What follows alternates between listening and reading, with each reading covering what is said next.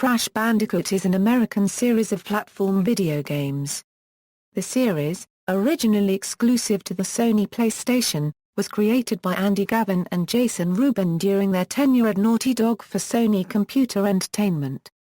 Since its conception at Naughty Dog, the series has appeared on multiple platforms and gone through various developers and spans numerous genres. The series has a total of 18 games and shipped over 40 million copies worldwide. The games are mostly set on the fictitious Wumpa Islands, an archipelago situated to the south of Australia, although other locations are common. The main games in the series are largely platformers, but several are spin-offs in different genres. The protagonist of the series is an anthropomorphic bandicoot named Crash, whose quiet life on the Wumpa Islands is often interrupted by the game's main antagonist, Dr. Neo Cortex, who created Crash and now wants nothing less than his demise. In most games, Crash must defeat Cortex and foil any world domination plans he might have. History: PlayStation exclusive. After presenting Way of the Warrior to Mark Cerny of Universal Interactive Studios, Naughty Dog was signed onto the company for 3 additional games. On August 1994, Jason Rubin and Gavin began their move from Boston, Massachusetts to Los Angeles, California. During the trip, Gavin and Rubin decided to create a 3D action platform game. Because the player would be forced to constantly look at the character's rear, the game was jokingly codenamed Sonic's Ass Game. The basic technology for the game and the Crash Bandicoot series as a whole was created somewhere near Gary, Indiana. The rough game theory was designed by Colorado. Soon afterward, Gavin and Rubin threw out their previous game designed for Allosaurus and Dynastine, a side-scrolling video game based on time travel and scientists genetically merged with dinosaurs. After moving into the Universal Interactive Studios backlot, Gavin and Rubin met with Mark Cerny, discussed the design of the game and made an agreement to go into production. On September 1994, Gavin and Rubin decided to develop their new game for the PlayStation, after which Rubin began character design. On November 1994, Naughty Dog hired Dave Baggett, their first employee and a friend of Gavin's from the Massachusetts Institute of Technology. Together, Gavin and Baggett created the development tool Game-Oriented Object Lisp, which would be used to create the characters and gameplay of the game. On January 1995, Rubin became concerned about the programmer-to-artist ratio and hired Bob Refew and Taylor Kurosaki as additional artists. Needing a lead character for the game, Naughty Dog recruited American Exitus artists Charles Zeembilles and Joe Pearson and met with them weekly to create the characters and environments of the game, eventually creating a character named Willie the Wombat. The marketing director of Universal Interactive Studios insisted that the character be named Wes, Wuzzles, or Wizzy the Wombat. On creating the levels for the game, Zeembilles and Pearson first sketched each environment, designing and creating additional individual elements later. They aimed for an organic, overgrown look to the game and worked to completely avoid straight lines and 90-degree corners. A Naughty Dog artist sketched every single background object in the game before it was modeled. The artists were tasked with making the best use of textures and reducing the amount of geometry. Dark and light elements were juxtaposed to create visual interest and separate geometry. The Naughty Dog artists would squint when sketching, texturing and playing the levels to make sure they could be played by light value alone. Correct use of color was an important goal for Naughty Dog's artists. For example, mutually accentuating colors were chosen as the theme for the Lost City and Sunset Vista levels. The interior of Dr. Neo Cortex's castle was designed to reflect Cortex's twisted mind. After the main character's creation, the team went into 3 months of developing the game. The game first became functional on April 1995 and became playable on June 1995. The first 3 levels in the game were completed by August 1995. However, they were judged to be too difficult to appear so early in the game and were moved to the game's power plant area. Artist Charlotte Francis joined Naughty Dog at around this time. On September 1995, a videotape of Crash Bandicoot was shown to Sony Computer Entertainment behind closed doors.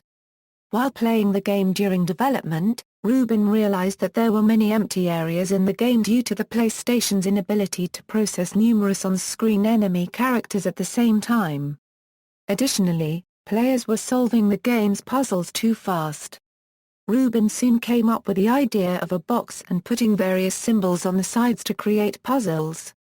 Breaking these boxes would serve to fill in the boring parts of the levels and give the player additional puzzles. The first crate was placed in the game on January 1996, and would become the primary gameplay element of the series. Willy the Wombat's destruction of the crates would eventually lead him to be renamed Crash Bandicoot. On March 1996, Sony agreed to publish Crash Bandicoot, which went into the alpha stage on April 1996. Crash Bandicoot was first shown at the Electronic Entertainment Expo on May 1996. Development of Crash Bandicoot 2, Cortex Strikes Back began in October 1996. For the game, Gavin created a new engine named Game-Oriented Object Lisp 2 that was 3 times faster than the previous game's engine, could handle 10 times the animation frames and twice the polygon count.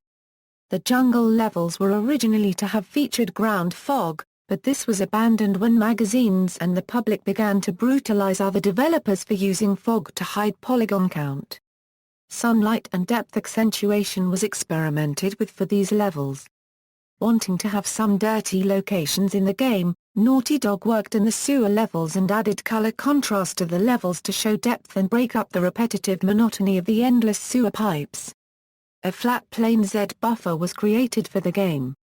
Because the water surfaces and mud in the jungle had to be a flat plane and be exactly flat on the y-axis, there could be no waves and the subdividing plane could not be at an odd angle.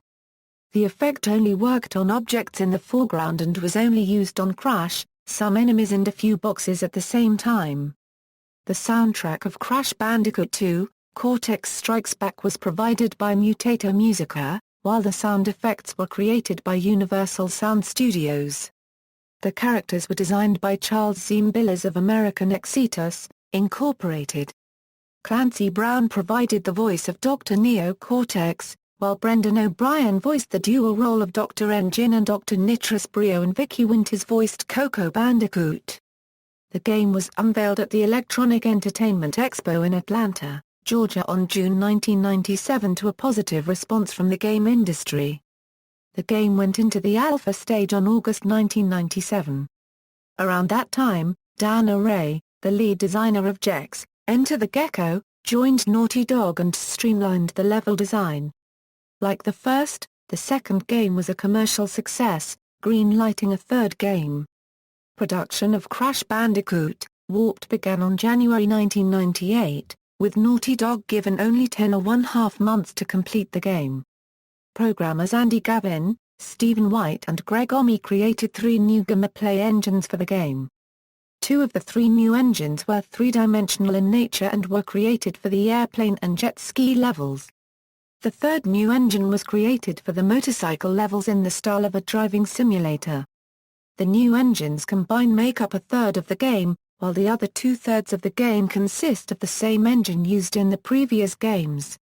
Jason Rubin explained that the classic engine and game style was preserved due to the success of the previous 2 games, and went on to say that were we to abandon that style of gameplay, that would mean that we would be abandoning a significant proportion of gamers out there. An arbitrary plane Z buffer was created for the jet ski and flooded Egyptian hallway levels of the game. To create a completely fluid feel for the water on these levels, an environment map that reflects the sky was fitted onto the surface of the water. A real shadow was given to the Crash character at the request of the Sony Computer Entertainment America producers, who were sick of that little discus that's following him around. To create an arcade experience in the airplane levels and to differentiate them from flight simulators, the enemy planes were programmed to come out in front of the player and give the player ample time to shoot them before they turn around and shoot the player rather than come up behind the player and hit them from behind. The relic system was introduced to give players a reason to return to the game after it has been completed. While initially Naughty Dog was only signed on to make 3 games, Crash Team Racing was a possible Crash 3 as it started out in production after Crash 2, and the game which was finished first in production would be released first. However, Naughty Dog had already gotten far into the project and decided to finish it and release it. David Baggett produced the game's soundtrack, with Mark Mothersbaugh and Josh Mansell of Mutato Musica composing the music. Sound effects were created by Mike Gollum, Ron Hurwitz and Kevin Spears of Universal Sound Studios. This marked the end of Naughty Dog's Crash Bandicoot games.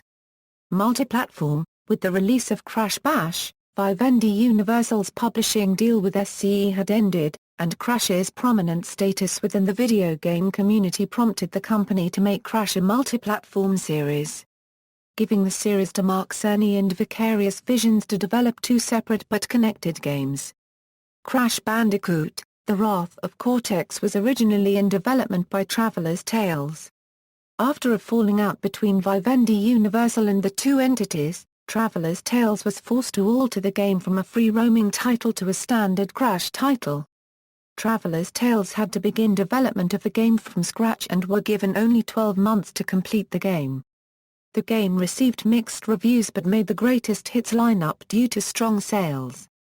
Despite the rights of Crash Bandicoot going to Vivendi Universal, Sony still retained the rights for the distribution and porting of the original Crash Bandicoot game series. The following year, Vivendi would have Vicarious Visions release their first Crash Bandicoot game, a handheld exclusive called Crash Bandicoot. The Huge Adventure was developed by Vicarious Visions and released to favorable reviews. The game would be noted for being extremely similar to Naughty Dog's Crash Bandicoot 3. This would warrant a sequel, Crash Bandicoot 2, Entranced, which would also be met to similar reception. During this time, a subsidy of Traveller's Tales Oxford studio were developing a new Crash game for console. This game was to be Crash Nitro Kart, but due to unknown circumstances Vivendi moved development of Crash Nitro Kart over to Vicarious Visions. Traveller's Tales Oxford studio then moved on to their next project, Crash Bandicoot Evolution. Crash Bandicoot Evolution was set to create a new form of gameplay for Crash, with a game planned to be a platformer RPG with many different elements planned for the game. It eventually became Crash Twinsanity.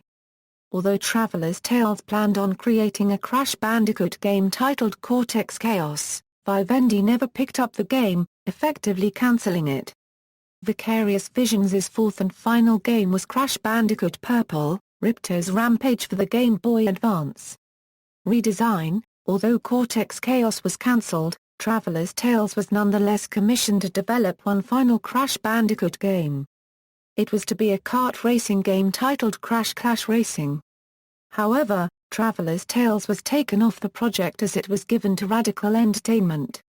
The new studio proceeded to change the project into an entirely new game, keeping only two core ideas: clashing and fusion. The game marked the first game published under Vivendi's Sierra Entertainment brand, and the first game to use Radical's Titanium engine, receiving the title Crash Tag Team Racing. Development on Crash of the Titans, Radical's second title, began after the completion of Crash Tag Team Racing. The graphics of the Wii version of the game was one of Radical Entertainment's main focuses in the game's development, with Radical stating that the Wii has a lot of horsepower under the hood, and expressing their desire to make full use of it. They also considered implementing a feature to connect the Wii to DS during gameplay, but stopped due to technical issues and time limitations.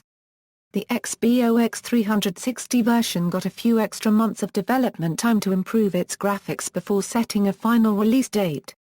While the game was being developed, the title's main character, Crash Bandicoot, became the new mascot of the Leukemia and Lymphoma Society's school and youth programs in an effort to promote the battle against blood cancer. In a bid to further promote the game, a Hummer was painted with imagery from the game and displayed at the annual Balloon Fiesta in Bristol, United Kingdom. A monster edition of the game was released exclusively in Europe on October 12, 2007 for the PlayStation 2. This special edition of the game features making of videos, water on tattoos, game hints, a cheat code list, and the game's E3 and theatrical trailers in multiple languages. Due to its mild cartoon violence and language, the game received a PG rating from the BBFC.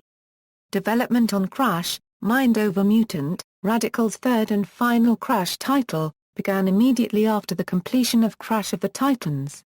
The idea of preserving a Titan for later use came from the playtesting sessions of Crash of the Titans, in which the testers were found to be reluctant to leave the Titans behind after an epic battle was won. Fans of the series were also a source of inspiration for Crash, Mind Over Mutant, having such wishes as a free-roaming environment, Coco Bandicoot being a playable character and the return of the character Dr. Nitrous Brio. Full camera control was considered for the game, but was rejected for graphical reasons and to avoid having to insert a split-screen view in the cooperation mode. Online gameplay was also considered as a feature in the finished game, but was omitted due to the brief development schedule. Coco Bandicoot as a playable character was omitted from the PlayStation 2 version of the game due to her distinct animations taking up much of the console's memory. The Wii version of Crash, Mind Over Mutant was created first, with the graphics scaled up for the Xbox 360, and scaled down for the PlayStation 2. In 2010, rumors appeared that High Impact Games was developing a remake of Crash Team Racing for PlayStation 3, Xbox 360 and Wii, but the game was cancelled by Activision before the prototype initial.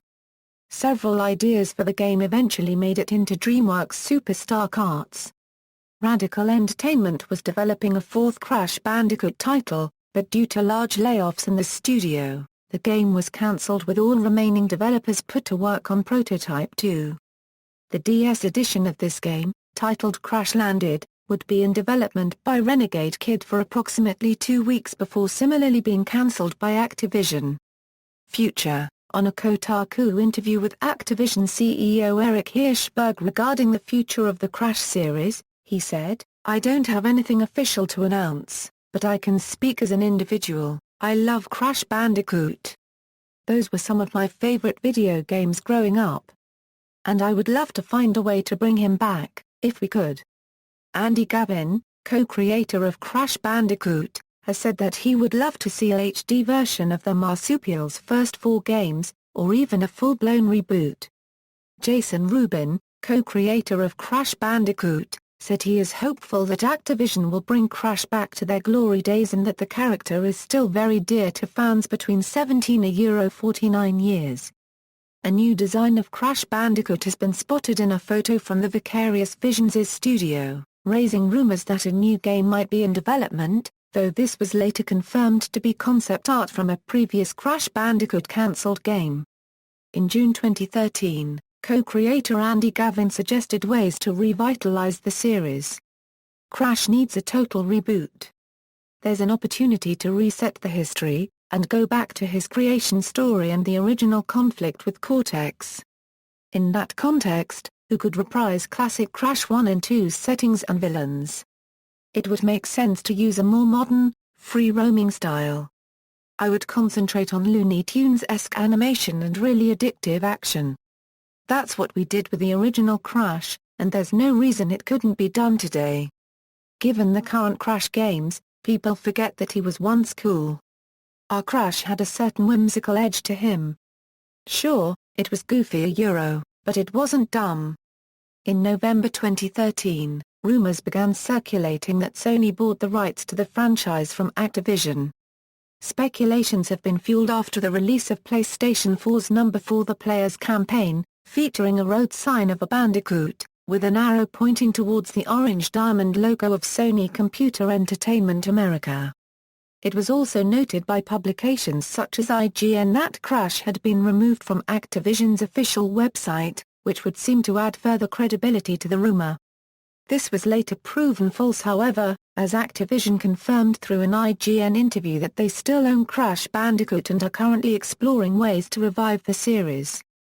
In July 2014, Sony Computer Entertainment CEO Andrew House revealed that reviving the Crash Bandicoot series is something that they have been thinking about, and Naughty Dog also revealed through an IGN interview the possibility that they may revive both the Crash Bandicoot series and the Jak and Daxter series.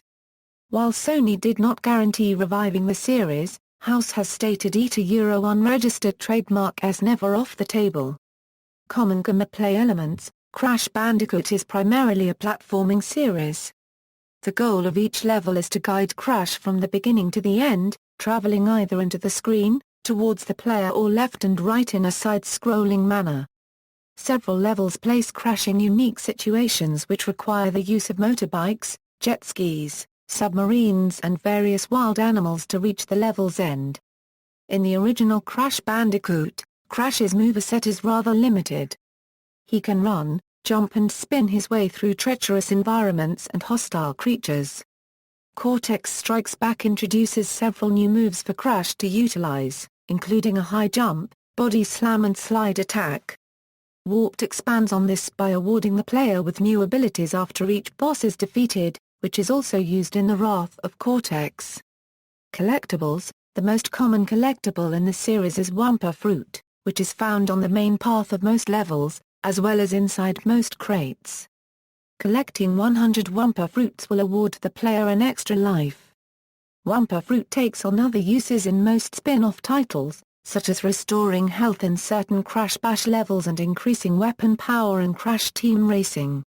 In recent titles, Wumpa Fruit is used to replenish Crash's health, with Mojo effectively replacing it as the new main collectible item. By collecting Aku Aku masks, Crash can be protected from harm from most enemies and obstacles. Crash can collect up to 2 masks for 2 extra hits of damage, with an additional mask granting him temporary invincibility.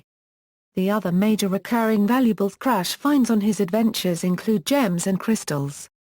Most gems in the series are won by breaking open every crate in a level. Starting with Cortex Strikes Back, an additional 5 colored gems can be obtained by completing special tasks or finding hidden areas. Crash Twinsanity contains 6 colored gems per level, most of which are earned by solving a small puzzle. Crystals, which play a key role in the plot of most Crash games following Cortex Strikes Back, are usually required to make progress through most games. Relics, first introduced in Warped, are earned in time trial modes, with more valuable relics earned for higher times. Crates come in several varieties and can be found in abundance across Crash's world. Most crates will assist the player's journey through the game, providing Wumpa Fruit, additional hit points in the form of Aku Aku masks and extra lives. In most games, players will be awarded a gem if they break all the crates in a level.